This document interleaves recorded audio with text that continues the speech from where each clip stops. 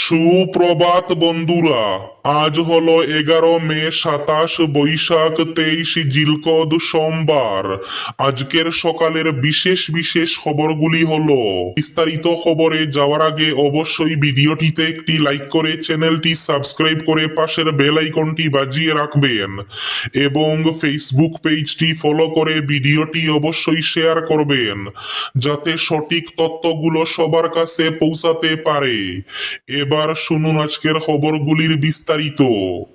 প্রথম খবর, দেশবাসীকে সতর্ক হওয়ার জন্য আহ্বান প্রধানমন্ত্রী নরেন্দ্র মোদীর।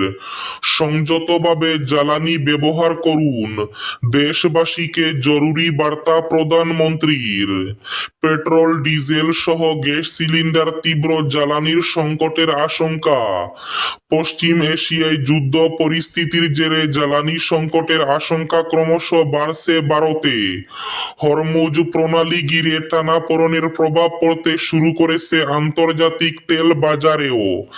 এই আবহেই দেশবাসীকে পেট্রোল, ডিজেল ও রান্নার গ্যাস ব্যবহারে সংযত হওয়ার পরামর্শ দিলেন প্রধানমন্ত্রী নরেন্দ্র মোদী।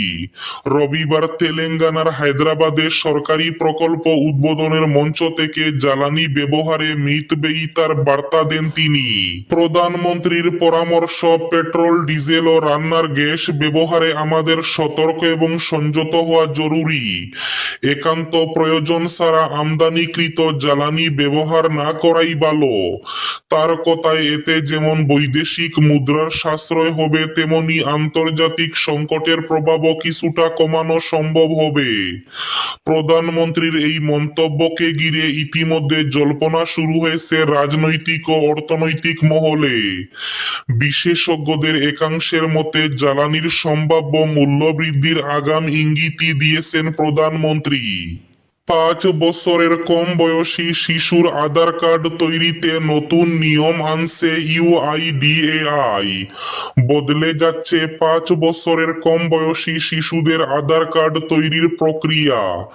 এতদিন যেখানে শুধুমাত্র শিশুর ছবি এবং প্রমাণ হিসাবে বাবা মায়ের নথিপত্র দেখিয়ে বাচ্চাদের আধার কার্ড তৈরি করা যাচ্ছিল, এবার থেকে আর সেটা হবে না। একটি সরকারি সূত্র অনুযায়ী এবার থেকে 5 বছরের কম বয়সী শিশুদের আধার কার্ড তৈরি করার সময় লাগবে ওই শিশুর বাবা মায়ের বৈধ নথি এবং বায়োমেট্রিক প্রমাণীকরণ। জানা গেছে, আধার প্রক্রিয়ায় স্বচ্ছতা আনতে শিশুদের আধার কার্ড তৈরির আগে বাবা মায়ের বায়োমেট্রিক প্রমাণীকরণ বাধ্যতামূলক করা হচ্ছে। এক কথায়, পিতামাতা আদৌ ভারতের নাগরিক কিনা সবটা যাচাই করেই তৈরি হবে একটি শিশুর আধার কার্ড। রেলের জরুরি বিজ্ঞপ্তি, আজ ও কাল অর্থাৎ সোমবার এবং মঙ্গলবার বন্ধ থাকবে সাইরং, শিলচর এবং দুর্লভসরা শিলচর এক্সপ্রেস পরিষেবা। অপারেশনাল কারণে উত্তর পূর্ব সীমান্ত রেলের গুরুত্বপূর্ণ 2টি ট্রেন, সাইরং শিলচর এক্সপ্রেস এবং শিলচর দুর্লভসরা এক্সপ্রেসের পরিষেবা আজ অর্থাৎ 11 এবং 12 মে সম্পূর্ণভাবে বাতিল করা হয়েছে। যাত্রীদের ভ্রমণের আগে ট্রেনের সর্বশেষ আপডেট যাচাই করে নেওয়ার অনুরোধ জানিয়েছে রেল কর্তৃপক্ষ। প্রতি 18 মিনিটে দেশে ধর্ষণের শিকার একজন মহিলা, পরিসংখ্যানে বাড়ল উদ্বেগ। দেশ জুড়ে মহিলাদের বিরুদ্ধে অপরাধ এখন ভয়াবহ মাত্রায়। সাম্প্রতিক ন্যাশনাল ক্রাইম রেকর্ড ব্যুরোর অর্থাৎ এনসিআরবি রিপোর্টে উঠে এসেছে এমনই উদ্বেগজনক তথ্য। 2024 সালে দেশে গড়ে প্রতি 18 মিনিটে একটি করে ধর্ষণের মামলা নথিভুক্ত হয়েছে। শুধু তাই নয়, প্রতি ঘন্টায় প্রায় 50টি করে মহিলাদের বিরুদ্ধে অপরাধের অভিযোগ দায়ের হয়েছে বলেও জানানো হয়েছে রিপোর্টে। পরিসংখ্যান অনুযায়ী 2024 সালে দেশে মোট 58,83,435টি শাস্তিযোগ্য অপরাধের ঘটনা নথিভুক্ত হয়েছে। আগের বছরের তুলনায় এই সংখ্যা কিছুটা কমেছে, অর্থাৎ এক বছরে প্রায় 6% হ্রাস পেয়েছে অপরাধের ঘটনা। তবে সামগ্রিক অপরাধ কমলেও মহিলাদের বিরুদ্ধে অপরাধের সংখ্যা এখনো উদ্বেগের কারণ হয়ে রয়েছে। শিলচরের দাস কলোনি আশ্রম রোডে হানা শিলচর পুলিশের, ধৃত আইপিএল 4 সাট্টাবাজ। দাস কলোনি উদ্যান কমপ্লেক্স রোড এবং আশ্রম রোডে হানা দিয়ে শিলচর পুলিশ আইপিএল জুয়ায় জড়িত 4 সাট্টাবাজকে গ্রেফতার করেছে। এদের কাছ থেকে 50 লক্ষ টাকার মতো উদ্ধার হয়েছে। দাস কলোনি থেকে ধৃতরা হলেন সুমন রায় এবং নিতাই রায়। আশ্রম রোড থেকে সঞ্জয় দাসকে গ্রেফতার করা হয়েছে। ধৃতদের শিলচর সদর থানায় রেখে আইনি প্রক্রিয়া শুরু হয়েছে। কাটিগড়ার পর এবার আতঙ্কে হাইলাকান্দির অভিভাবকরা। কাটিগড়ায় স্কুলের ভেতরে 4 বছরের এক শিশুর মৃত্যুর ঘটনার পর হাইলাকান্দি জেলার অভিভাবকদের মধ্যে আতঙ্ক ছড়িয়েছে। সিসিটিভি ফুটেজে দেখা যায় শিশুটি বেঞ্চের নিচে পড়ে থাকলেও দীর্ঘ সময় কেউ খেয়াল করেনি। এই ঘটনায় বিদ্যালয়ে ছোট শিশুদের নিরাপত্তা নিয়ে নতুন করে প্রশ্ন উঠেছে। হাইলাকান্দির অভিভাবকরা এখন দাবি তুলেছেন জেলার বেসরকারি স্কুলগুলিতে চলা নার্সারি ও প্রি স্কুল বিভাগে করা নজরদারি চালাতে হবে। তাদের মতে কাটিগড়ার হলি ফ্লাওয়ার হাই স্কুলে টিফিনের সময় ঘটে যাওয়া এই ঘটনা সবার চোখ খুলে দেওয়ার মতো। এক পশলা বৃষ্টিতেই জমা জলের কবলে শ্রীভূমি শহর। রবিবার দুপুরে 1.5 ঘন্টার মুষলধারে বৃষ্টির ফলে জলে ভাসল শ্রীভূমি শহর। সড়কের উপর জল জমে যাওয়ায় সমস্যার সম্মুখীন হতে হয় জনগণকে। রবিবার দুপুরে হঠাৎ নামে মুষলধারে বৃষ্টি, সঙ্গে দমকা হাওয়া। এই বৃষ্টি ফের নাগরিকদের জন্য বিষণ্ণতার ছাপ নিয়ে আসে। এমনিতেই শহরের নিকাশি ব্যবস্থা উন্নত না থাকায় বিভিন্ন ওয়ার্ডে জল জমে থাকে। এর মধ্যে শহরের প্রধান সড়কের অবস্থাও শোচনীয়। এনএইচআইডিসিএল এর চরম উদাসীনতার জন্য সড়কে রয়েছে গর্তের মিছিল। ফলে এই গর্তগুলোতে জল জমে যাওয়ায় পথচারী সহ যান চালকদের যথেষ্ট সমস্যা হচ্ছে। মহারাষ্ট্রে মারাঠি ভাষাতেই বিপর্যয়। 10ম শ্রেণীর পরীক্ষায় ফেল 80,000-এর বেশি পড়ুয়া। মহারাষ্ট্রে নিজের মাতৃভাষাতেই ব্যর্থ হাজার হাজার ছাত্রছাত্রী। 10ম শ্রেণীর মাধ্যমিক পরীক্ষায় মারাঠি বিষয়ে ফেল করেছে 80,000-এরও বেশি পড়ুয়া।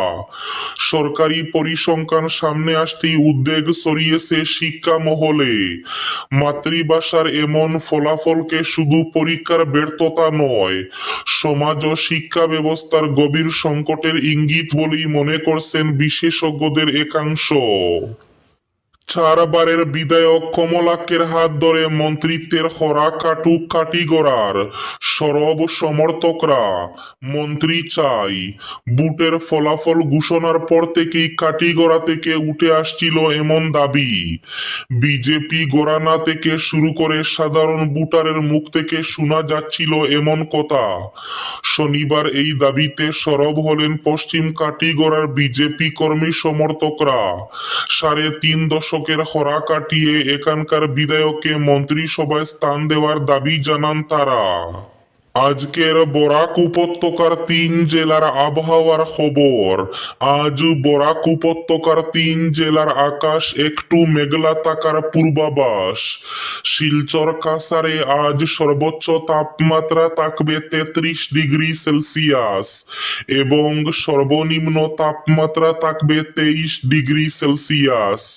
শ্রীভূমি তথা করিমগঞ্জ জেলায় আজ সর্বোচ্চ তাপমাত্রা থাকবে 34 ডিগ্রি সেলসিয়াস এবং সর্বনিম্ন তাপমাত্রা থাকবে 24 ডিগ্রি সেলসিয়াস। হাইলাকান্দি জেলায় আজ সর্বোচ্চ তাপমাত্রা থাকবে 34 ডিগ্রি সেলসিয়াস এবং সর্বনিম্ন তাপমাত্রা থাকবে 23 ডিগ্রি সেলসিয়াস। এবার শেষ খবরটি। ভারত বাংলা সীমান্তে চলল গুলি। সীমান্তে বিএসএফ এর গুলিতে মৃত্যু দুই বাংলাদেশি চোরা কারবারি। মরদেহ বিজিবির হাতে হস্তান্তর। ত্রিপুরার সিপাহীজলা জেলার কমলাসাগর পাতরিয়াদার সীমান্ত এলাকায় চোরাচালান বিরোধী অভিযানের সময় বিএসএফ এর গুলিতে দুই বাংলাদেশি চোরা কারবারির মৃত্যু হয়েছে। নিহতরা হলেন বাংলাদেশের বাতেনবাড়ি গ্রামের বাসিন্দা মোহাম্মদ মুরসালিন এবং মধুপুর গ্রামের নবী হোসেন। এদিকে সীমান্তে টহলদারি করা নজরদারি। শ্রীভূমি সীমান্তে করা নজরদারি, দিনরাত টহলে পুলিশ বিএসএফ। আন্তর্জাতিক সীমান্ত এলাকায় নিরাপত্তা আরো জোরদার করতে নির্লসভাবে অভিযান চালিয়ে যাচ্ছে শ্রীভূমি জেলা পুলিশ 171 এবং 16 নম্বর বিএনবিএসএফ। বিশেষ করে পশ্চিমবঙ্গে বিজেপি সরকার আসার পর থেকে অসমের প্রত্যেকটি সীমান্ত এলাকায় আরো কড়া নজরদারি শুরু করা হয়েছে। সীমান্তবর্তী বিভিন্ন স্পর্শকাতর অঞ্চলে দিনরাত যৌথভাবে ফুট পেট্রোলিং, বর্ডার ডমিনেশন এবং নজরদারি কার্যক্রম পরিচালিত করা হচ্ছে। এই ছিল আজকের সকালের বিশেষ বিশেষ খবরগুলি। ভিডিওটি অবশ্যই লাইক করে শেয়ার করে দেবেন।